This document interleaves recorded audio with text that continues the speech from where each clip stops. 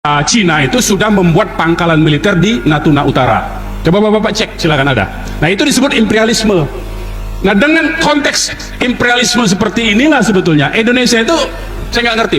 Cuman kita berharap ya, Pak Prabowo ini orang militer, sama seperti Pak Narko. Dia tahu tuh apa yang disebut dengan geopolitik. Tapi sebelumnya Pak Cungkring kita itu nggak ngerti apa-apa, dia cuma ngamplas kayu soalnya. Jadi ketika serbuan rencana-rencana ekonomi Republik Rakyat Cina dipaksa tanda tangan, dia iya aja, karena dalam otak dia ini menghasilkan uang, otaknya di situ. Nah ini realitas ya, ini realitas. Jadi dia tidak memikirkan eksistensi NKRI ini dalam jangka panjang. Cungkring Pak namanya. Ya.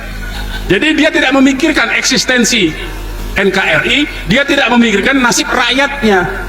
Yang dia pikirkan dengan adanya tanda tangan dengan berbagai macam peraturan perundangan yang dia buat, dia ubah-ubah. Dulu orang asing tidak boleh memiliki hak di Indonesia, hak rumah, hak tanah. Sekarang sejak tahun 2022 melalui peraturan pemerintah dia izinkan Pak, hak guna bangunan boleh dimiliki oleh orang asing.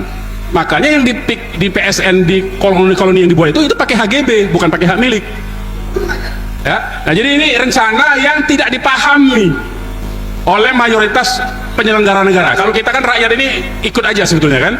Cuman karena penyelenggara negaranya, pejabatnya dalam konteks ini tidak memberi paham kepada rakyatnya, tidak mencerdaskan, malah membodohi, maka terjebaklah kita Indonesia itu dalam konteks politik imperialisme negara lain. Jadi kacung negara lain lah bahasa kasarnya itu.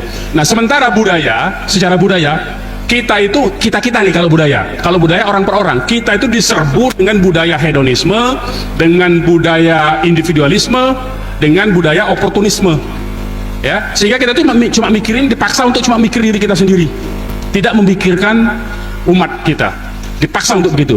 Inilah yang sebetulnya yang sedang menjebak Indonesia ini dari segi ekonomi, dari segi politik, dari segi budaya ya.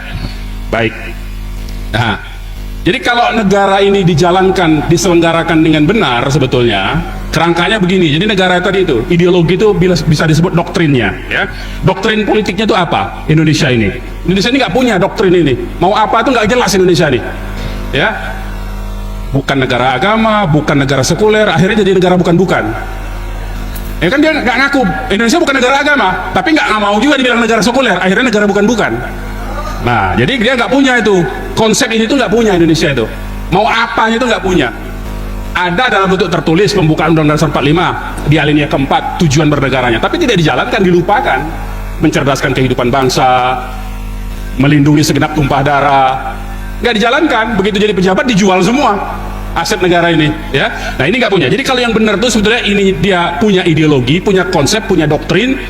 Kemudian doktrin dia itu dipaparkan, substansinya diterjemahkan melalui metode melahirkan kebijakan negara di bidang ekonomi, keuangan, industri, kesejahteraan rakyat, dan polhukam sebetulnya. Nah ini tidak jalan nih yang begini nih, karena dia tidak pakai konsep. Jadi pejabat negara itu nggak punya konsep. Jadi asal ada orang ngomong, Pak ini ada bisnis, ya oke, bisnis kita. Pak ada ini, dia ini, begitu aja sebetulnya. Jadi nggak ada konsep yang utuh begitu, nggak punya roadmap ya. Nah kalau ini, ringkas saja saya mau sampaikan begini, kira-kira gambaran bagaimana kapitalisme internasional itu bekerja ya. Dari modal internasional kemudian masuk ke negara jajahan.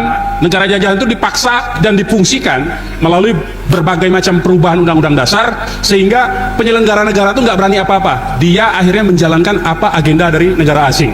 Itu sebetulnya ya fungsi negara. Ini singkat saja, jadi kita nggak usah bahas terlalu panjang ini ya.